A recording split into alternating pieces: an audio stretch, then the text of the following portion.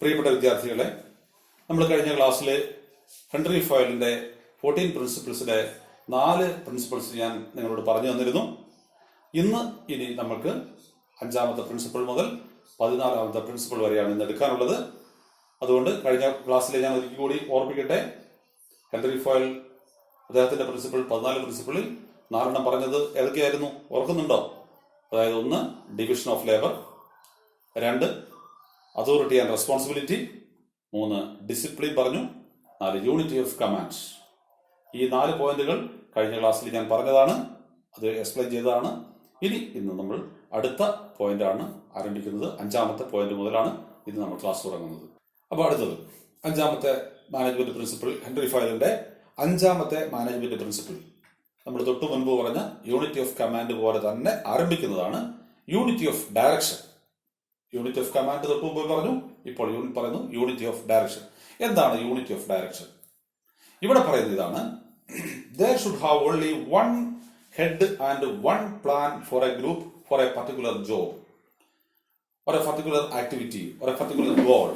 ഒരു പ്രത്യേക ലക്ഷ്യത്തിന് വേണ്ടി ഒരു ഗ്രൂപ്പ് മുന്നേറുമ്പോൾ ആ ഗ്രൂപ്പിന് നിയന്ത്രിക്കാൻ ഒരു ലീഡറെ ഉണ്ടാവാൻ പാടുള്ളൂ.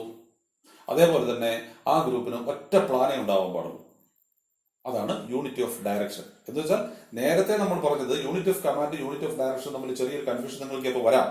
യൂണിറ്റി ഓഫ് കമാൻഡ് എന്ന് പറഞ്ഞിട്ടുണ്ടെങ്കിൽ ഒരു സബോർഡിനേറ്റ് ഒരു സമയം ഒരു സുപ്പീരിയറിൽ നിന്ന് ഓർഡർ സ്വീകരിക്കുകയും അയാളോട് ഉത്തരവാദിത്തപ്പെട്ടിരിക്കുക തന്നെ കഴിഞ്ഞ പോയിന്റിൽ പറഞ്ഞു. എന്നാൽ ഇവിടെ യൂണിറ്റി ഓഫ് കമാൻഡ് ഡയറക്ഷൻ എന്ന് പറഞ്ഞാൽ ഒരേ സമയത്ത് ഒരു ഗ്രൂപ്പ് ഒന്നിച്ച് ഒരു പ്രത്യേക ലക്ഷ്യം നേടാൻ വേണ്ടി അതിനുവേണ്ടി തയ്യാറാകുമ്പോൾ ആ ഗ്രൂപ്പിനെ നിയന്ത്രിക്കാൻ ഒരു ലീഡറെ പാടുള്ളൂ. അതുപോലെ തന്നെ ആ ഗ്രൂപ്പിന് ഒറ്റ ലക്ഷ്യം ഉണ്ടാകുമ്പോൾ ആ ഗ്രൂപ്പ് എല്ലാവർക്കും ഈ ഒരു ലക്ഷ്യം നേടുക എന്നത് മാത്രമായിരിക്കണം അവരുടെ എല്ലാവരുടെയും പൂർണ്ണമായ ലക്ഷ്യം. അപ്പോൾ ഒരു ലക്ഷ്യമേ പാടുള്ളൂ, ഒരു ലീഡറെ പാടുള്ളൂ. അല്ലെങ്കിൽ എന്താ കുഴപ്പം? നമുക്ക് കാണുന്നത് പോലെ പല ഗ്രൂപ്പുകളും ഇപ്പൊ പ്രത്യേകിച്ച് നമ്മുടെ രാഷ്ട്രീയത്തിലൊക്കെ അങ്ങനെ ഒരുപാട് കാണാറുണ്ട്. ഒരുപാട് നേതാക്കന്മാർ അവരവരെ വേറെ ഗ്രൂപ്പുകളാകുന്നു, അവർക്ക് വേറെ ലക്ഷ്യങ്ങൾ ഉണ്ടാകുന്നു. അങ്ങനെ വരുമ്പോൾ അവരുടെ ഒറ്റക്കെട്ടായ പ്രവർത്തനത്തെ അത് ബാധിക്കും. അതുകൊണ്ട് യൂണിറ്റി ഓഫ് ഡയറക്ഷൻ എന്ന് പറഞ്ഞാൽ ഇതാണ്: there should have only one head and one plan for a particular group for attaining a particular goal. That is called unity of direction. ചിലപ്പോൾ പരീക്ഷയ്ക്ക് what are the difference between unity of command and unity of direction എന്ന് ചോദിക്കാൻ സാധ്യതയുണ്ട്. SA ആയിരിക്കില്ല, ഒരു medium size question ആയിരിക്കും. ഒരു 3 മാർക്കിന്റെ ചോദ്യത്തിന് പലപ്പോഴും ക്വസ്റ്റനിൽ കാണാറുണ്ട്. അപ്പൊ അക്കാര്യം നമ്മൾ ശ്രദ്ധിക്കുക. യൂണിറ്റി ഓഫ് കമാൻഡ് വ്യക്തികൾ തമ്മിലാണ്, സുപ്പീരിയറും സബോർഡിനേറ്റും തമ്മിൽ 2 വ്യക്തികൾ തമ്മിലുള്ള കാര്യമാണെങ്കിൽ യൂണിറ്റി ഓഫ് ഡയറക്ഷൻ എന്ന് പറയുന്ന ഒരു ഗ്രൂപ്പിന്റെ പൊതുവായ കാര്യമാണ് പറയുന്നത്. അടുത്ത ഹെൻറി ഫയലിന്റെ പ്രിൻസിപ്പിൾസിൽ 14 പ്രിൻസിപ്പിൾസിന്റെ അടുത്ത 6ാമത്തെ പ്രിൻസിപ്പിൾ ഇതാണ്: subordination of individual to general interest. Subordination എന്താണ്? സബോർഡിനേഷൻ സബ്ബാക്കുക എന്ന് പറഞ്ഞിട്ടുണ്ടെങ്കിൽ മെയിനിന്റെ താഴെ ആയിരിക്കണം സബ്. അപ്പൊ സബോർഡിനേറ്റ് ചെയ്തിട്ടുണ്ടെങ്കിൽ അത് 2ാം ഘട്ടത്തിലേക്ക് അല്ലെങ്കിൽ 2ാം നിലയിലേക്ക് മാറ്റുക. Subordination of individual to general interest എന്ന് പറഞ്ഞാൽ ഒരു ഗ്രൂപ്പിൽ, ഇപ്പൊ നിങ്ങൾ ഉദ്ദേശിച്ച ഒരു ഗ്രൂപ്പിൽ ഒരു 25 പേരുള്ള ഒരു ഗ്രൂപ്പ് ഒരു പൊതു മീറ്റിംഗ് നടക്കുകയാണ്. അപ്പൊ പൊതു മീറ്റിംഗ് നടക്കുമ്പോൾ ഈ 25 പേർക്കും അവരുടേതായ ആശയങ്ങളും അഭിപ്രായങ്ങളും ഒക്കെ ഉണ്ടാവാം. അവരുടെ വ്യത്യസ്ത കാഴ്ചപ്പാടുണ്ടാവാം, വ്യത്യസ്ത അഭിപ്രായങ്ങൾ ഉണ്ടാവാം, വ്യത്യസ്ത നിർദ്ദേശങ്ങൾ ഉണ്ടാവാം. പക്ഷെ അവിടെ പൊതുവായ തീരുമാനങ്ങൾ വരുമ്പോൾ എല്ലാവരുടെയും അഭിപ്രായം അതേപടി നമുക്ക് അംഗീകരിക്കാൻ പറ്റിയെന്ന് വരില്ല. അങ്ങനെ വരുമ്പോൾ ഭൂരിപക്ഷം ആളുകളും ഒരു അഭിപ്രായവുമായിട്ട് മുന്നോട്ട് പോകുമ്പോൾ എന്നെ സംബന്ധിച്ച് എനിക്ക് വ്യക്തിപരമായി വേറൊരു അഭിപ്രായമാണെങ്കിൽ പോലും എൻ്റെ വ്യക്തിപരമായ അഭിപ്രായത്തിന് ഞാൻ 2ാം സ്ഥാനമായി കൊടുക്കാൻ പാടുള്ളൂ. കാരണം ഇവിടെ ഗ്രൂപ്പിന്റെ അഭിപ്രായത്തിന് നമ്മൾ പ്രാധാന്യം കൊടുക്കണം. അപ്പൊ ഇതാണ് പറയുന്നത് subordination of individual to general interest. പൊതു താല്പര്യത്തിന് വേണ്ടി വ്യക്തി താല്പര്യം നമ്മൾ 2ാം സ്ഥാനത്തേക്ക് മാറ്റണം. ഇതെവിടെയും സംഭവിക്കുന്ന ഇതാണ്. നമ്മളുടെ ഏത് പ്രസ്ഥാനങ്ങളിലാണെങ്കിലും എവിടെയും ഒരു മീറ്റിംഗ് നടക്കുമ്പോഴും ഒക്കെ അവിടെ ഞാൻ പറയുന്ന കാര്യം അംഗീകരിക്കണം എന്നുള്ള വാശി പലയിടത്തും വരുന്നതുകൊണ്ടാണ് പല സ്ഥലത്തും കോൺഫ്ലിക്റ്റുകളും പ്രശ്നങ്ങളും ഉണ്ടാകുന്നത്. അപ്പോൾ വിട്ടുവീഴ്ചയ്ക്ക് പലപ്പോഴും തയ്യാറാകുന്നില്ല. അപ്പൊ ഭൂരിപക്ഷം എന്താണോ തീരുമാനിക്കുന്നത്, കാര്യം എനിക്ക് എന്റേതായ അഭിപ്രായങ്ങളുണ്ട്, ശരി, സമ്മതിച്ചു. അപ്പോൾ എനിക്ക് എന്റേതായ അഭിപ്രായം ഉണ്ടെങ്കിൽ പോലും പൊതുവായ തീരുമാനം അങ്ങനെയാണെങ്കിൽ ആയിക്കോട്ടെ എന്ന് പറയാനുള്ള ഒരു മനസ്സുണ്ടാവുക. അങ്ങനെ ആയിരിക്കണം ഒരു സ്ഥാപനത്തിലുള്ള എല്ലാവരും. ഇതാണ് subordination of individual to general interest. ഇപ്പോൾ നമുക്കറിയാം കോവിഡ് കാലഘട്ടമാണ്. എനിക്ക് ടൗണിൽ പോകണമെന്നും ടൗണിൽ കൂടെ നടക്കണമെന്നും കൂട്ടുകാരെ കാണാൻ പോകണമെന്നൊക്കെ എനിക്ക് ആഗ്രഹമുണ്ട്, എൻ്റെ വ്യക്തി താല്പര്യമാണ്. പക്ഷേ ആ സമയത്ത് ഗവൺമെന്റിന്റെ തീരുമാനം ഇപ്പോൾ ആരും പുറത്തിറങ്ങാൻ പാടില്ല, എല്ലാവരും സുരക്ഷിതരായി വീട്ടിൽ തന്നെ ഇരിക്കണം എന്ന് ഗവൺമെന്റ് പറയുമ്പോൾ എൻ്റെ ആ താല്പര്യത്തെ, എൻ്റെ കൂട്ടുകാരെ എൻ്റെ ബന്ധുവീട്ടിൽ പോകണമെന്നുള്ള എൻ്റെ വ്യക്തിപരമായ താല്പര്യത്തെ ഞാൻ വേണ്ടെന്ന് വയ്ക്കുന്നു. അത് പൊതു താല്പര്യത്തിന് വേണ്ടി ഞാൻ അങ്ങോട്ട് സഹിക്കുകയാണ്, അല്ലെങ്കിൽ രണ്ടാം സ്ഥാനം കൊടുക്കുകയാണ്. ഇതാണ് subordination of individual to general interest. ഇതാണ് ഹെൻറി ഫോയലിന്റെ ഒരു principle, subordination of individual to general interest. അടുത്ത മാനേജ്മെന്റ് പ്രിൻസിപ്പിൾസ്, ഹെൻറി ഫോയലിന്റെ അടുത്ത ഒരു പ്രധാനപ്പെട്ട പ്രിൻസിപ്പിളാണ് 7ാം നമ്പർ, റെമ്യൂണറേഷൻ. ഇവിടെ ഈ പ്രിൻസിപ്പിൾ പറയുന്നത് ഇങ്ങനെയാണ്: the remuneration to employees should be fair and equitable. എന്ന് പറഞ്ഞതാണ്, ജോലിക്ക് അനുസരിച്ചുള്ള റെമ്യൂണറേഷൻ കിട്ടാൻ ഓരോ എംപ്ലോയിയും അർഹതപ്പെട്ടവനാണ്. അത് നമ്മൾ മനസ്സിലാക്കി, അത് നമ്മൾ ഒരിക്കലും അത് തിരസ്കരിച്ചുകൂടാ. തൊഴിലാളികളുടെ ജോലിക്ക്, അവരുടെ ജോലിയുടെ കാഠിന്യം, അവർ ആ ജോലി നേടാൻ വേണ്ടി എടുത്ത പ്രയത്നങ്ങൾ, അതിന് അത്രത്തോളം എത്ര വർഷത്തെ എക്സ്പീരിയൻസ് ഒക്കെ നേടിയിട്ടാണ് ഇവിടെ ജോലി വന്നിരിക്കുന്നത്, അവരെടുക്കുന്ന ജോലിയുടെ പ്രത്യേകതകളും അതിന്റെ ടെക്നിക്കൽ സൈഡും എല്ലാം നോക്കിയിട്ട് വിവിധ ജോലികൾക്ക് വിവിധ തരത്തിലുള്ള ശമ്പളവും സാലറിയും ഒക്കെയാണ് നമ്മൾ കൊടുക്കാറുള്ളത്. അവരെല്ലാം പ്രതീക്ഷിക്കുന്നുണ്ട്, എന്റെ ക്വാളിഫിക്കേഷൻ അനുസരിച്ചുള്ള ജോലി ഉണ്ടെങ്കിൽ മാത്രമേ ഞാൻ അവിടെ സന്തോഷത്തോടുകൂടി ആത്മാർത്ഥമായി ഞാൻ ആ സ്ഥാപനത്തിന് വേണ്ടി വർക്ക് ചെയ്യുള്ളൂ. അപ്പോൾ അല്ലെങ്കിൽ ഞാൻ എപ്പോഴും ഒരു സാറ്റിസ്ഫാക്ഷൻ ഇല്ലാത്ത ഒരവസ്ഥയിലായിരിക്കും ഉണ്ടായിരിക്കുക. അപ്പോൾ എപ്പോഴും ഒരു പ്രധാനപ്പെട്ട കാര്യമാണ് എംപ്ലോയീസിന്റെ മോട്ടിവേഷൻ, എംപ്ലോയീസിന്റെ മൊറൈൽ, എംപ്ലോയീസിന്റെ സപ്പോർട്ട്, എംപ്ലോയീസിന്റെ ഹോണസ്റ്റി. ഇത് സ്ഥാപനത്തിന് വേണ്ടി അകമഴിഞ്ഞ് കിട്ടണമെങ്കിൽ എംപ്ലോയീസിന് അവർ അർഹിക്കുന്ന റെമ്യൂണറേഷൻ കൊടുത്തിരിക്കണം എന്നുള്ളതാണ് റെമ്യൂണറേഷൻ എന്നൊരു പോയിന്റ്. റെമ്യൂണറേഷൻ പലതരത്തിലുണ്ട്, നമുക്ക് അടുത്ത ചാപ്റ്ററിലൊക്കെ പഠിക്കാനുണ്ട്. റെമ്യൂണറേഷൻ പണമായിട്ട് കൊടുക്കുന്ന റെമ്യൂണറേഷൻ ഉണ്ട്, നോൺ മോണിറ്ററി അവാർഡുകളും റിവാർഡുകളും പ്രൊമോഷനും അതൊക്കെ റെമ്യൂണറേഷന്റെ ഭാഗമാണ്. മോണിറ്ററി, നോൺ മോണിറ്ററി റെമ്യൂണറേഷൻ ഉണ്ട്. പക്ഷെ ഇത് ഏതാണോ അർഹിക്കുന്നത്, അത് അർഹിക്കുന്നത് കൊടുക്കാൻ ഒരു സ്ഥാപനത്തിൽ മാനേജ്മെന്റ് ബാധ്യസ്ഥരാണ്. അത് കൊടുക്കാതെ വരുമ്പോൾ അവിടെ ഫ്രസ്ട്രേഷൻ ഉണ്ടാവും, അവർ സ്ഥാപനത്തോട് ആത്മാർത്ഥത കാണിക്കാതിരിക്കും. അപ്പോൾ നല്ല നല്ല കഴിവുള്ളവരൊക്കെ മറ്റുള്ള സ്ഥാപനങ്ങളിലേക്ക് ചേക്കേറും. അങ്ങനെ വരുമ്പോൾ നമുക്ക് നല്ല സ്റ്റാഫിനെ കിട്ടാതെ വരും, നല്ല ഡെഡിക്കേറ്റഡ് എംപ്ലോയീസിനെ കിട്ടാതെ വരും. അപ്പോൾ റെമ്യൂണറേഷൻ എന്ന് പറയുന്നത് റെമ്യൂണറേഷൻ എന്ന് പറയുന്ന ഈ പോയിന്റ് ഇവിടെ പറയുന്നത് remuneration must be fair and equitable. Henry ഫയലിന്റെ 14 പ്രിൻസിപ്പിൾസിന്റെ ഉള്ളിൽ 8ാമത്തെ പ്രിൻസിപ്പിളായിട്ട് വരുന്നതാണ് സെൻട്രലൈസേഷൻ ആൻഡ് ഡീസെൻട്രലൈസേഷൻ. ഇവിടെ എന്താണ് സെൻട്രലൈസേഷൻ, എന്താണ് ഡീസെൻട്രലൈസേഷൻ, ഇത് തമ്മിലുള്ള ഇവിടുത്തെ പ്രസക്തി എന്താണ്, മാനേജ്മെന്റിൽ ഇതിന്റെ പ്രസക്തി എന്താണെന്നാണ് നമ്മൾ ഈ ഭാഗത്ത് നോക്കുന്നത്.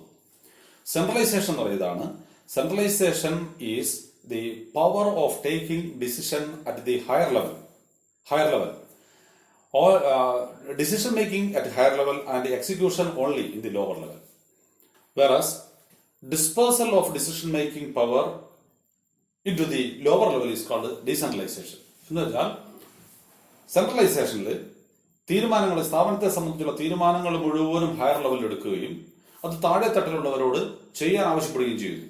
എന്ന് വെച്ചാൽ താഴെയുള്ളവർക്ക് തീരുമാനങ്ങൾ എടുക്കുന്ന കാര്യത്തിൽ, ഡിസിഷൻ മേക്കിങ്ങിന്റെ കാര്യത്തിൽ യാതൊരു പ്രാതിനിധ്യം കൊടുക്കാതിരിക്കുകയാണ് സെൻട്രലൈസേഷൻ എന്ന് പറയുന്നത്. തീരുമാനങ്ങളെല്ലാം മുകളിൽ തലത്തിൽ നിന്ന്, കേന്ദ്രത്തിൽ നിന്ന്. എന്നാൽ ഡീസെൻട്രലൈസേഷൻ എന്ന് പറഞ്ഞാൽ തീരുമാനങ്ങൾ എടുക്കാനുള്ള അധികാരം താഴെ തട്ടിലേക്ക് വിട്ടുകൊടുക്കുന്നു. അവർക്ക് തീരുമാനിക്കാം, അവർക്ക് കാര്യങ്ങൾ. ഇപ്പോൾ നമുക്കറിയാം, നമ്മുടെ തദ്ദേശ സ്വയംഭരണ സ്ഥാപനങ്ങളിലൂടെയാണ് നമ്മുടെ നാട്ടിലെ പ്രവർത്തനങ്ങൾ നടക്കുമ്പോൾ അതിന്റെ പ്രവർത്തനങ്ങളൊക്കെ ആദ്യം നമ്മുടെ നാട്ടിൽ എന്ത് വേണമെന്ന് അത് അന്വേഷിക്കാനും അതനുസരിച്ച് കണ്ടെത്താനും ഉള്ള അധികാരം നമ്മുടെ പഞ്ചായത്തുകൾക്കും മുനിസിപ്പാലിറ്റികൾക്കും എല്ലാം കൊടുത്തിരിക്കുന്നു. അല്ലാതെ കേന്ദ്ര ഗവൺമെന്റ്, സംസ്ഥാന ഗവൺമെന്റ് ഒരു പദ്ധതി ആവിഷ്കരിച്ചിട്ട് നമ്മുടെ പഞ്ചായത്തിൽ 3ാം വാർഡിൽ അല്ലെങ്കിൽ 4ാം വാർഡിൽ ചെയ്യാൻ അങ്ങോട്ട് ആവശ്യപ്പെടുകയല്ല ചെയ്യുന്നത്. അപ്പോൾ താഴെ തട്ടിൽ തന്നെ നമ്മുടെ വാർഡ് തലത്തിൽ അല്ലെങ്കിൽ പഞ്ചായത്ത് തലത്തിൽ, ജില്ലാ തലത്തിലൊക്കെ തീരുമാനങ്ങൾ എടുത്തിട്ട് അത് സംസ്ഥാനങ്ങളിലൂടെ നടപ്പിലാക്കുന്നു. ഇത് ഡീസെൻട്രലൈസേഷൻ എന്ന് പറയുന്നു. ഇവിടെ സെൻട്രലൈസേഷൻ ആണോ നല്ലത്, ഡീസെൻട്രലൈസേഷൻ ആണോ നല്ലത് എന്ന ഒരു ചോദ്യമാണ് ഇവിടെ ഉള്ളത് മാനേജ്മെന്റിൽ. രണ്ടും നല്ലതാണ്, എന്നാൽ രണ്ടും അധികം നല്ലതല്ല. ഇവിടെ പറയുന്നത് സെൻട്രലൈസേഷനും ഡീസെൻട്രലൈസേഷനും, സെൻട്രലൈസേഷൻ വേണ്ട സ്ഥലത്ത് മാത്രം സെൻട്രലൈസേഷനും, ഡീസെൻട്രലൈസേഷന്റെ സ്ഥലത്ത് ഡീസെൻട്രലൈസേഷനും വേണം.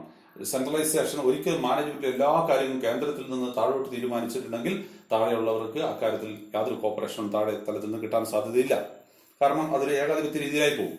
നേരെ മറിച്ച് തിരിച്ച് ഡീസെൻട്രലൈസേഷൻ ആയി പോയിട്ടുണ്ടെങ്കിൽ ടോപ്പ് ലെവലിൽ നിന്ന് അതിന് മുകളിൽ കൺട്രോൾ കിട്ടുകയില്ല. അതുകൊണ്ട് ഡീസെൻട്രലൈസേഷനും സെൻട്രലൈസേഷനും പരിമിതമായ നിരക്കിൽ രണ്ടും ഒപ്പത്തിനൊപ്പം പോകണം എന്നുള്ളതാണ്.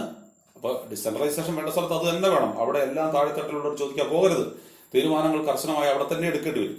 എന്നാൽ ചെറിയ ചെറിയ കാര്യങ്ങളൊക്കെ തീരുമാനിക്കാനുള്ള അവകാശം ഡീസെൻട്രലൈസേഷനൊക്കെ താഴെ തലങ്ങളിലേക്ക് വിട്ടുകൊടുക്കണം എന്നാണ് മാനേജ്മെന്റിന്റെ അദ്ദേഹം പറയുന്ന മറ്റൊരു principle. That is centralisation and decentralisation. Next principle, Henry ഫയലിന്റെ 14 പ്രിൻസിപ്പിൾസ് 9ാമത്തെ principle, scalar chain. Principle, scalar chain. Scalar chain is the chain of communication or chain of command from top to bottom or bottom to higher level. There should have a clear-cut chain of communication between the top level to middle level to lower level. അപ്പോൾ ഇവിടെ scalar chain എന്ന് പറഞ്ഞാൽ ഒരു കമ്മ്യൂണിക്കേഷന്റെ ഒരു ചെയിനാണ്. Top level, middle level, lower level എന്നിങ്ങനെ നമ്മൾ മാനേജ്മെന്റ് ലെവലിൽ പഠിച്ചിട്ടുണ്ട്. അപ്പൊ അതിനകത്ത് കമ്മ്യൂണിക്കേഷൻ ഒരിടത്തും വിട്ടുപോകാതെ ആരും അറിഞ്ഞില്ല എന്ന് പറയാതിരിക്കാൻ വേണ്ടി കമ്മ്യൂണിക്കേഷൻ പാസ് ചെയ്യുമ്പോൾ അത് അതിന്റെ പ്രോപ്പർ ചാനലിലൂടെ തന്നെ പോകണമെന്നാണ് പറയുന്നത്. അതായത് ഏറ്റവും മുകളിൽ നിന്നുള്ള കമ്മ്യൂണിക്കേഷൻ അതിന്റെ തൊട്ട് താഴെയുള്ള ആളിലേക്ക് കമ്മ്യൂണിക്കേഷൻ പാസ് ചെയ്യണം. അവിടെ നിന്ന് അതിന്റെ താഴെയുള്ള ലെവലിലേക്ക് മാറണം, അതിന്റെ താഴെയുള്ള ലെവലിലേക്ക് മാറണം. ഒരു ഓർഗനൈസേഷന്റെ ടോപ്പ് ലെവലിൽ നിന്ന് താഴെ തലം വരെയുള്ള 5 ലെവല് ഉണ്ടെങ്കിൽ, 5 ലെവൽ മാനേജേഴ്സ് ഉണ്ടെങ്കിൽ, ഉദാഹരണം പറഞ്ഞിട്ടുണ്ടെങ്കിൽ CEO, ചീഫ് എക്സിക്യൂട്ടീവ് ഓഫീസർ മുതൽ താഴെ general manager, assistant manager, deputy manager, chief accountant, clerk, അങ്ങനെ അങ്ങനെ ഒരു 3-4 ഘട്ടമായിട്ടാണ് നമ്മുടെ ഓർഗനൈസേഷൻ സ്ട്രക്ചർ ഉള്ളതെങ്കിൽ അതിലുള്ള താഴെ തലത്തിലേക്ക് ഒരു കാര്യം ചെയ്യിക്കണമെങ്കിൽ അവര് ഏറ്റവും ടോപ്പിലുള്ള ആള് ഇപ്പം CEO, chief executive officer, general മാനേജറെ അറിയിക്കുക, general manager assistant deputy manager അറിയിക്കുക, അങ്ങനെ ആ ശൃംഖലയിലൂടെ തന്നെ വേണം പോകാൻ എന്നുള്ളതാണ് സ്കാലർ ചെയിനിലൂടെ പറയുന്നത്. അതല്ല എങ്കിൽ നേരിട്ട് ടോപ്പ് ലെവൽ മാനേജ്മെന്റ് ലോവർ ലെവലിലേക്ക് നേരിട്ട് കമ്മ്യൂണിക്കേഷൻ പാസ് ചെയ്താൽ അതിനിടയിലുള്ള പലരും ഇക്കാര്യം അറിഞ്ഞിട്ടുണ്ടാവില്ല. അപ്പൊ അതുപോലെ തന്നെ താഴെ മുകളിൽ നിന്ന് ടോപ്പിൽ നിന്ന് ലോവറിലേക്ക് വരുന്നതും ലോവറിൽ നിന്ന് ഒരു നിർദ്ദേശം അല്ലെങ്കിൽ ഒരു അഭിപ്രായം അല്ലെങ്കിൽ അവരുടെ ഗ്രീവൻസസ് അല്ലെങ്കിൽ അവരുടെ ഒരു നിർദ്ദേശം, അവരുടെ ഒരു പരാതി ഹയർ ലെവലിലേക്ക് പോകണമെങ്കിൽ ഒറ്റയടിക്ക് നേരെ ടോപ്പ് ലെവലിലേക്ക് പോകുന്നതിന് പകരം അവരുടെ തൊട്ട് മുകളിലുള്ള ആളെ അറിയിക്കുക, അവിടെ നിന്ന് അവരുടെ മുകളിലുള്ള ആളെ അറിയിക്കുക, അങ്ങനെ ആ ശൃംഖലയിലൂടെ പോകണം, കമ്മ്യൂണിക്കേഷൻ പാസ് ചെയ്യണം എന്നുള്ളതാണ് സ്കാലർ ചെയിൻ എന്ന് പറയുന്നത്.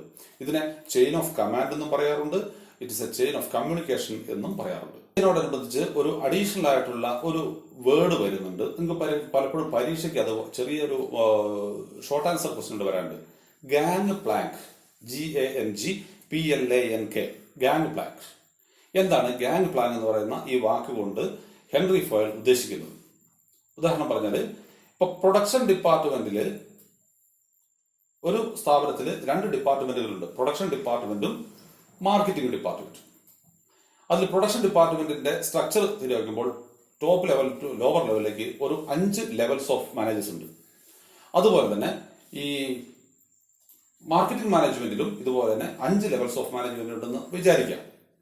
അതിൽ ഈ ഏറ്റവും ലോവറിന്റെ തൊട്ട് മുകളിലുള്ള പ്രൊഡക്ഷൻ മാനേജ്മെന്റിന് ഒരേ ഒരു കാര്യം, ഈ മാർക്കറ്റിംഗ് മാനേജ്മെന്റിന്റെ ഏറ്റവും താഴെയുള്ളതിൽ തൊട്ട് മുകളിലുള്ള മാർക്കറ്റിംഗ് മാനേജ്മെന്റിലുള്ള ആ മാനേജർ ലെവലിലൂടെ കമ്മ്യൂണിക്കേറ്റ് ചെയ്യണമെങ്കിൽ ഈ സ്കാലർ ചെയിൻ അനുസരിച്ച് മാത്രമേ പോകാവൂ എന്നുണ്ടെങ്കിൽ അത് പ്രൊഡക്ഷൻ മാനേജ്മെന്റിലുള്ള എല്ലാവരെയും അറിയിച്ച് ടോപ്പ് ലെവലിൽ അവിടെ നിന്ന് പാസ് ചെയ്ത് ടോപ്പിലെത്തി അവിടെ നിന്ന് മാർക്കറ്റിംഗിന്റെ താഴോട്ട് 4ാമത്തെ ലെവലിലേക്ക് വരുമ്പോഴേക്കും കമ്മ്യൂണിക്കേഷൻ ഒരു കുറെ കാലതാമസം വരും, ഡ്യൂറേഷൻ ഒരുപാടാവും. അപ്പോൾ സമയത്ത് തീരുമാനമെടുക്കാനോ കാര്യങ്ങൾ നടപ്പിലാക്കാനോ പറ്റാതെ വരുമ്പോൾ ഹെൻറി ഫയൽ അത് നിർദ്ദേശിച്ചിരിക്കുന്ന ഒരു ചെറിയ ഷോർട്ട് കട്ട് കമ്മ്യൂണിക്കേഷൻ മെത്തേഡാണ് ഗാങ് പ്ലാൻ.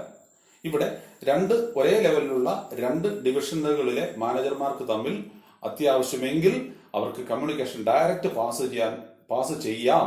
അതിനുവേണ്ടി അദ്ദേഹം പറഞ്ഞിരിക്കുന്ന ഒരു ഷോർട്ട് കട്ട് കമ്മ്യൂണിക്കേഷൻ മെത്തേഡിനെയാണ് ഗാങ് പ്ലാൻ എന്ന് പറയുന്നത്. ചിലപ്പോൾ പരീക്ഷയ്ക്ക് പ്രത്യേകിച്ചും ഈ ഹെൻറി ഫയലിന്റെ 14 പ്രിൻസിപ്പിൾസിനകത്ത് ഈ സ്കാലർ ചെയിൻ മാത്രമായിട്ട് ചിലപ്പോൾ പരീക്ഷയ്ക്ക് കാണാറുണ്ട്. അത് നിങ്ങൾ ശ്രദ്ധിക്കണം. അപ്പോൾ ഞാനിവിടെ പറഞ്ഞത് സ്കാലർ ചെയിൻ എന്താണ്, അതിനുള്ളിൽ വരുന്ന ഷോർട്ട് കട്ട് കമ്മ്യൂണിക്കേഷൻ ആണ് ഗാങ് പ്ലാൻ. ഹെൻറി ഫയലിന്റെ 14 പ്രിൻസിപ്പിൾസിൽ അടുത്ത പ്രിൻസിപ്പിൾ നമ്പർ 10, ഓർഡർ. ഓർഡർ എന്നതുകൊണ്ട് ഉദ്ദേശിക്കുന്നത് arrangement of things and persons in proper place. അതായത് വസ്തുക്കളെയും ആളുകളെയും അവരുടെ പ്രോപ്പർ പ്ലേസിൽ അവിടെ ഉണ്ടെന്ന് ഉറപ്പുവരുത്തുന്നതിനെയാണ് ഓർഡർ എന്ന് പറയുന്നത്. ഓർഡറുകൾ പൊതുവെ ഈ ഓർഡർ എന്ന് പറയുന്ന പ്രിൻസിപ്പിൾസിനകത്ത് അദ്ദേഹം 2 ഓർഡറാണ് പറയുന്നത്, മെറ്റീരിയൽ ഓർഡറും സോഷ്യൽ ഓർഡറും. എന്ന് പറഞ്ഞാൽ മെറ്റീരിയൽ ഓർഡർ എന്ന് പറഞ്ഞിട്ടുണ്ടെങ്കിൽ നമ്മൾ ഓരോ വസ്തുക്കൾ, ഓരോ ഫയലുകൾ, അല്ലെങ്കിൽ ഓരോ നമ്മൾ സൂക്ഷിക്കുന്ന സാധനങ്ങളിൽ ഓരോ വസ്തുക്കളും സൂക്ഷിക്കാനും കൈകാര്യം ചെയ്യാനും അതിന് പ്രത്യേക സ്ഥലത്ത് തന്നെ അതിനെ സൂക്ഷിച്ചിരിക്കണം. അത് ആയിരിക്കേണ്ട സ്ഥലത്ത് തന്നെ അത് എടുത്ത് വെക്കണം, അവിടെ സൂക്ഷിക്കണം എന്നുള്ളതാണ് മെറ്റീരിയൽ ഓർഡർ എന്നതിൽ പറയുന്നത്. സോഷ്യൽ ഓർഡർ എന്ന് പറയുമ്പോൾ ഓരോരുത്തരും, അതായത് വ്യക്തികൾ അല്ലെങ്കിൽ ആ സ്ഥാപനത്തിലെ വർക്ക് ചെയ്യേണ്ട ആളുകൾ വർക്ക് ചെയ്യേണ്ട സമയത്ത് അവരായിരിക്കേണ്ട സ്ഥലത്ത് ഉണ്ടായിരിക്കുക എന്നുള്ളതാണ് സോഷ്യൽ ഓർഡർ. നമ്മൾ പലരും ഓഫീസുകളൊക്കെ കുറ്റം പറയാറുണ്ട്. പലപ്പോഴും ചെല്ലുമ്പോൾ ഓഫീസുകളിൽ ആളില്ല, അല്ലെങ്കിൽ അവിടെ അങ്ങനെയൊക്കെ പലപ്പോഴും ഓഫീസുകളെ കുറിച്ച് കുറ്റം പറയാറുണ്ട്. അതൊരു സോഷ്യൽ ഓർഡറിന്റെ കുറവാണ്. കാരണം ആയിരിക്കേണ്ട സമയത്ത് ആയിരിക്കേണ്ട ആളുകൾ അവരവരുടെ സീറ്റിൽ ഉണ്ടായിരിക്കേണ്ടത് ആണ് സോഷ്യൽ ഓർഡർ. മെറ്റീരിയൽ ഓർഡർ എന്ന് വെച്ചപ്പോൾ ഇപ്പോൾ ഒരു ഫയൽ എടുത്തു. ഈ ഫയൽ എടുത്തു കഴിഞ്ഞ് നമ്മുടെ ആവശ്യം കഴിഞ്ഞിട്ടുണ്ടെങ്കിൽ ആ ഫയൽ വെക്കേണ്ട സ്ഥലത്ത് തന്നെ വെക്കണം. എന്നാൽ നമുക്ക് നാളെ ഒരു ആവശ്യത്തിന് വരുമ്പോൾ വേഗം അവിടെ നിന്ന് പോയി തന്നെ എടുക്കാതെ, അതല്ലാതെ ഇന്നെടുത്തു അതൊരു ഓർഡറൊക്കെ തെറ്റിച്ച് എവിടെയെങ്കിലും കൊണ്ട് വെച്ചിട്ടുണ്ടെങ്കിൽ അതിന്റെ പിന്നീട് നമുക്ക് നാളെ അതൊരു റെഫറൻസിന് വേണ്ടി എടുക്കേണ്ടി വരികയാണെങ്കിൽ അത് നമ്മുടെ ഒരുപാട് സമയം നമ്മളെ ഈ ഫയൽ തപ്പി നമ്മൾ കളയേണ്ടി വരും. അപ്പൊ എല്ലാത്തിനും വസ്തുക്കൾ ഇരിക്കേണ്ട സ്ഥലത്ത് വെക്കുക, ഇരിക്കേണ്ട ആളുകൾ ഇരിക്കേണ്ട സ്ഥലങ്ങളിൽ ഇരിക്കുക. അത് നമുക്ക് കൺഫ്യൂഷൻ കുറേ കുറഞ്ഞു കിട്ടും, നമ്മുടെ സമയം കുറേ ലാഭിക്കാൻ പറ്റും. ഇതാണ് അദ്ദേഹം പറയുന്നത്. അപ്പോൾ ഇപ്പോൾ ഒരു ചോദ്യം ചോദിക്കുകയാണ്, എന്തുകൊണ്ടാണ് ആ ഓഫീസിൽ പോയിട്ട് കാര്യങ്ങളൊക്കെ പെട്ടെന്ന് നടന്നത് എന്ന് ചോദിച്ചാൽ അതിന് കാരണം ഇതാണ്. അവിടെ കാര്യങ്ങളെല്ലാം വളരെ അറേഞ്ച്ഡാണ്. അവിടെ ഫയലുകളൊക്കെ വളരെ കൃത്യമായി അറേഞ്ച് ചെയ്തിട്ടുണ്ട്. ഓഫീസേഴ്സ് എല്ലാവരും അവിടെ ഉണ്ട്. ഇനി തിരിച്ചു ചോദിക്കുകയാണ്, എന്തുകൊണ്ട് അവിടെ പോയിട്ട് ഒരു കാര്യം സമയാസമയങ്ങളിൽ നടക്കുന്നില്ല എന്ന് ചോദിച്ചിട്ടുണ്ടെങ്കിൽ അവിടെ ഓഫീസേഴ്സ് പലരും വരുന്നില്ല, പിന്നെ ഫയലുകളൊന്നും കാണുന്നില്ല എന്നാണ് പറയുന്നത് എന്നൊക്കെ നമുക്ക് മറുപടി കിട്ടും. അപ്പൊ ഇതാ പറയുന്നത്, കൃത്യമായിട്ടുള്ള കാര്യങ്ങൾ നടത്തണമെങ്കിൽ വെക്കേണ്ട വസ്തുക്കൾ വെക്കേണ്ട സ്ഥലത്ത് വെക്കേണ്ട പോലെ വെക്കുക, അതുപോലെ ഇരിക്കേണ്ട ആളുകൾ ഇരിക്കേണ്ട സ്ഥലത്ത് ഇരിക്കേണ്ട പോലെ ഇരിക്കുക. ഇതാണ് ഓർഡർ എന്ന് പറയുന്നത്. എല്ലാത്തിനും ഒരു അടുക്കും ചിട്ടയും ഉണ്ടായിരിക്കുക എന്നുള്ളതാണ് ഓർഡർ എന്ന് പറയുന്നത് കൊണ്ട് ഉദ്ദേശിക്കുന്നത്. ഹെൻറി ഫയൽ പറയുന്നു, ഓർഡർ ഒരു സ്ഥാപനം നല്ലോണം മാനേജ് ചെയ്തിട്ടുണ്ടെങ്കിൽ എല്ലാ കാര്യം വളരെ അടുക്കും ചിട്ടയോടും കൂടി പോകണമെന്ന് പറയുന്നു. ഇതാണ് ഹെൻറി ഫയലിന്റെ അടുത്ത പ്രിൻസിപ്പിളായി നമ്മൾ പറഞ്ഞത്, ഓർഡർ. ഹെൻറി ഫയലിന്റെ 11ാമത്തെ പ്രിൻസിപ്പിൾ, ഇക്വിറ്റി. എന്താണ് ഇക്വിറ്റി? ഇക്വിറ്റി എന്ന് ഉദ്ദേശിക്കുന്നത്, this principle state that the treatment towards the subordinate should be just and equitable. There is no discrimination on the basis of the caste, creed, religion, then status, color, etc. So, the treatment towards the subordinate should be just and equitable. അതെവിടെ പറയുന്നു, ഒരു സ്ഥാപനത്തിലെ എല്ലാവരെയും ഒരുപോലെ കാണാനും ഒരുപോലെ അവരോട് പെരുമാറാനും ഒരു മാനേജർ ശ്രമിക്കണം. അതിനിടയിൽ ചിലരോട് ഫേവറിസവും ചിലരെ ഒരു നെഗറ്റീവായിട്ട് കാണുന്ന ഒരു പ്രിജുഡിസ് മൈൻഡോട് കൂടി ആളുകളെ അല്ലെങ്കിൽ സബോർഡിനേറ്റ്സിനടുത്ത് പെരുമാറരുത് എന്നുള്ളതാണ് അദ്ദേഹം പറയുന്ന മറ്റൊരു കാര്യം.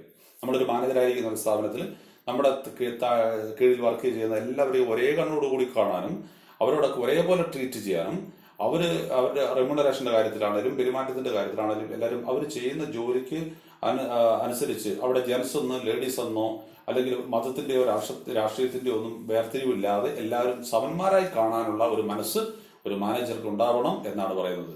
അതല്ല എങ്കിൽ കുഴപ്പം. അവിടെ വിവിധ ഗ്രൂപ്പുകൾ ഉണ്ടാവും, ജാതിയുടെ പേരിൽ ഗ്രൂപ്പുകൾ ഉണ്ടാവും, മതത്തിന്റെ പേരിൽ ഗ്രൂപ്പുകൾ ഉണ്ടാവും. അങ്ങനെ വരുമ്പോൾ മാനേജർക്ക് ഒന്നിച്ച് ഈ സ്ഥാപനത്തെ മുന്നോട്ട് നയിക്കാൻ ബുദ്ധിമുട്ടായിരിക്കും. അതുകൊണ്ടാണ് ഇവിടെ പറയുന്നത് ഇക്വിറ്റി എന്നാണ് പോയിന്റ്. എല്ലാവരും ഈക്വൽ, സമത്വം എന്നാണ് ഈ പോയിന്റ് കൊണ്ട് ഉദ്ദേശിക്കുന്നത്.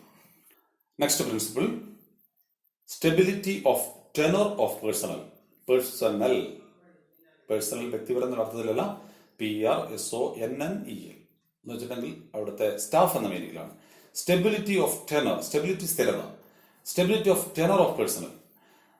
ഈ point Henry Fayol says a worker should not move from one job to another job frequently. ഒരു ജോലിക്കാരനെ അല്ലെങ്കിൽ ഒരു ജീവനക്കാരനെ ഒരു സ്റ്റാഫിനെ എപ്പോഴും ഫ്രീക്വന്റ് ആയിട്ട് ഒരു സ്ഥാനത്ത് നിന്ന് മറ്റൊരു സ്ഥാനത്തേക്ക് ഇങ്ങനെ മാറ്റിക്കൊണ്ടിരിക്കരുത്. അവരെ അങ്ങനെ മാറ്റുന്നതിലൂടെ ഒരു ജോലിക്കാരന് അദ്ദേഹത്തിന്റെ ജോലി പഠിച്ച് പൂർണ്ണമായി അത് പരിപൂർണമായിട്ട് അദ്ദേഹത്തിന് അത് ഉപയോഗിക്കാൻ പറ്റുന്നതിന് മുമ്പ്, അയാളുടെ ഔട്ട്പുട്ട് നമുക്ക് കാര്യമായി കിട്ടുന്നതിന് മുമ്പ് തന്നെ അദ്ദേഹത്തെ വേറൊരു പൊസിഷനിലേക്ക് മാറ്റിയാൽ അദ്ദേഹത്തിന് ഇനി പുതിയതായിട്ട് ആ പുതിയ മേഖലയിൽ കാര്യങ്ങൾ പോയി പഠിക്കേണ്ടി വരുന്നു.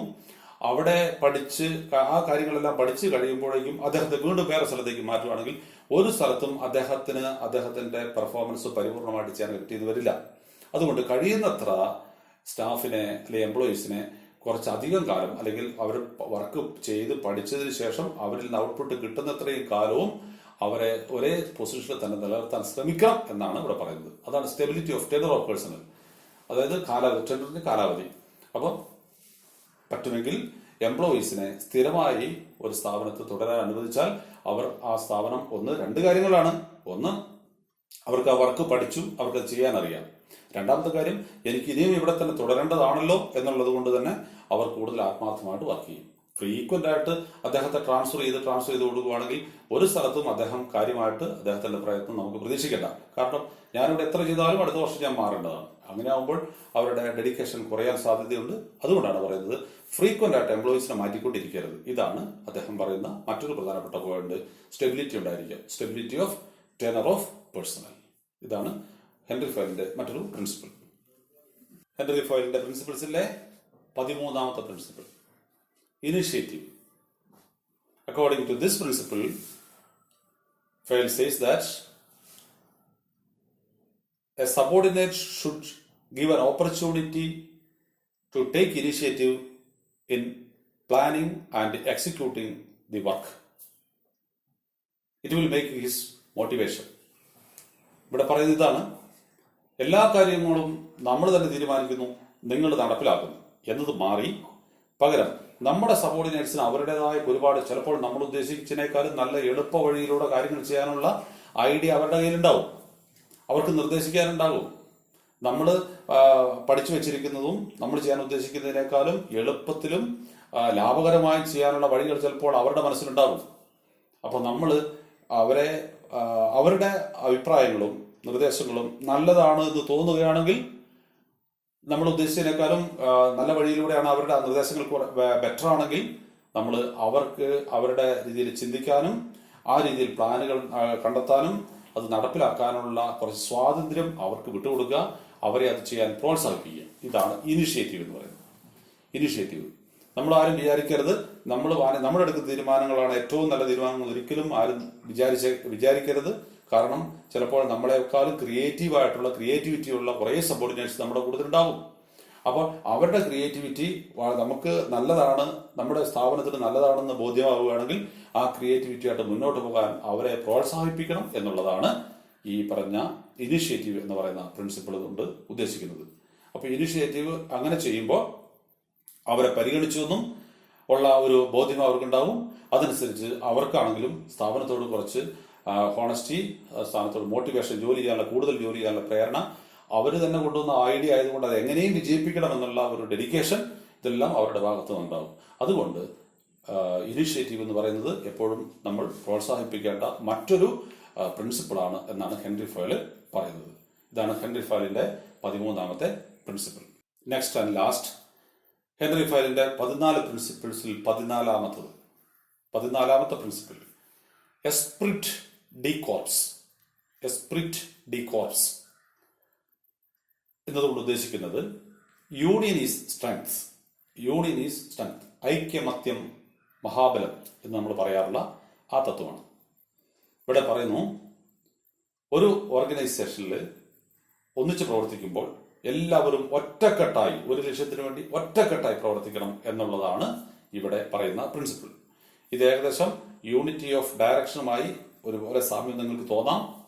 ഇവിടെ പറയുന്നു, പരസ്പരം വിശ്വാസത്തോടും പരസ്പരം സഹോദരത്തോടും കൂടി ഇത് എൻ്റെ ഒരു സ്ഥാപനമാണ്, നിങ്ങൾ ഇവിടുത്തെ തൊഴിലാളികൾ മാത്രമാണ് എന്ന് മാനേജ്മെന്റ് ചിന്തിക്കാതെ, അല്ലെങ്കിൽ തൊഴിലാളികൾ ഇത് നിങ്ങളുടെ സ്ഥാപനമാണ്, ഞങ്ങൾ ഇവിടുത്തെ വെറും ജോലിക്കാരാണ് എന്ന് ചിന്തിക്കാതെ, ഇത് നമ്മുടെ സ്ഥാപനമാണ്, ഇതിന്റെ വളർച്ച നമ്മുടെയും കൂടി വളർച്ചയാണ്, ഇതിന് നേട്ടമുണ്ടായാൽ അതിന്റെ നേട്ടത്തിൽ നമുക്കും പങ്കുണ്ട് ഇത് നഷ്ടം വന്നിട്ടുണ്ടെങ്കിൽ അല്ലെങ്കിൽ ഇത് നഷ്ടത്തിലേക്ക് പോവുകയാണ്, ഇത് നശിച്ചു പോവുകയാണെങ്കിൽ അതിന്റെ നാശം നമ്മളെയും ബാധിക്കും.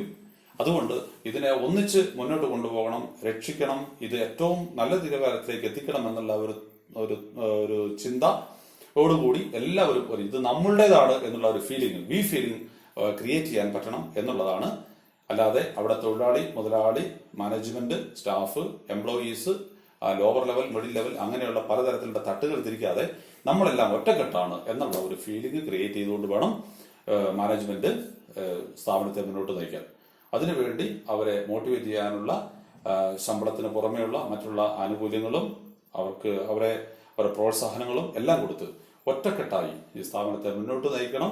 എല്ലാവരും ഒരു മത്സരത്തിൽ ഇറങ്ങുവാണെങ്കിൽ, ഒരു ഗെയിമിന് ഇറങ്ങുവാണെങ്കിൽ, 10 പേരുള്ള ഒരു ഗെയിമിന് ഇറങ്ങുമെങ്കിൽ 10 പേരും ഒറ്റ ലക്ഷ്യത്തിന് വേണ്ടി മാത്രം 10 പേരും പരസ്പരം സഹായിച്ച് മുന്നോട്ട് കൂടുന്ന, അവിടെ ഒരാളുടെ നേട്ടം മാത്രമല്ല നോക്കുന്നത്, ടീമിന്റെ നേട്ടമാണ് നോക്കുന്നത് എന്ന് പറഞ്ഞതുപോലെ എസ്പിരിറ്റ് ഗോപ്സ്, ഐക്യമത്യം മഹാബലം എന്ന പ്രിൻസിപ്പിൾസിനും മുൻതൂക്കം കൊടുത്തുകൊണ്ട് മുന്നോട്ട് മാറുക, മുന്നോട്ട് പോവുക.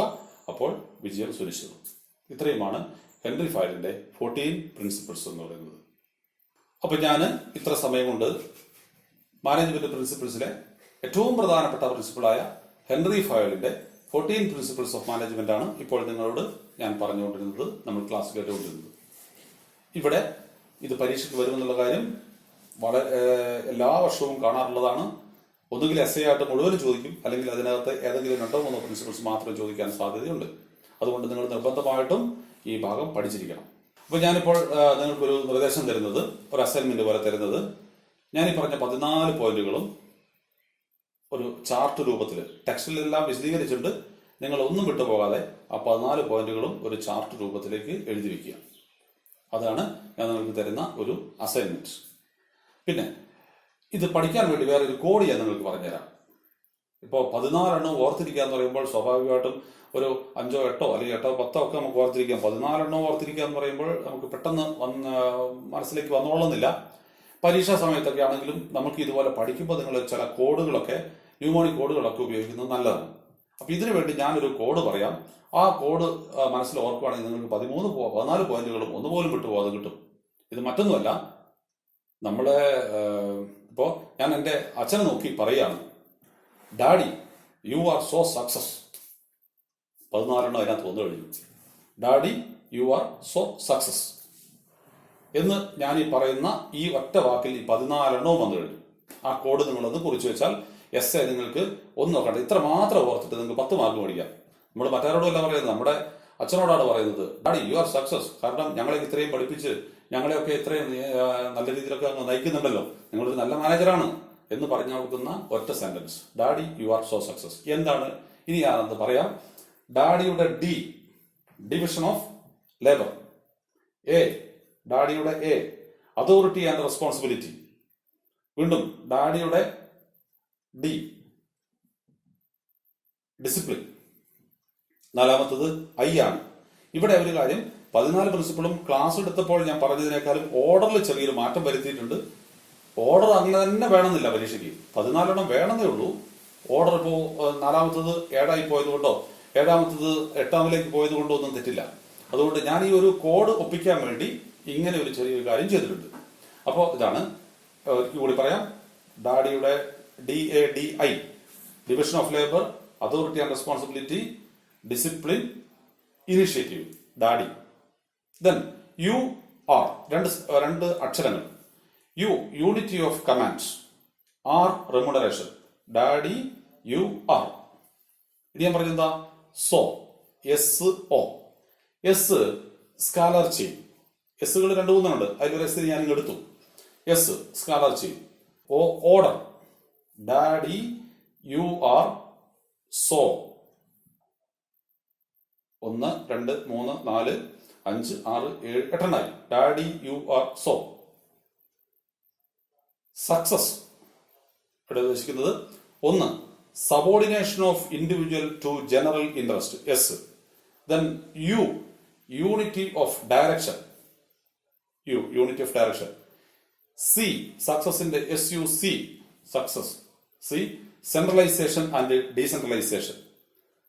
ദെൻ ഒരു എസ് അതിനിടയ്ക്ക് വേറെയും വരുന്നുണ്ട്, SUCS, stability of tenure of personnel success. ഇനി ഒരു ഇയും എസും ആണ് വേണ്ടത്.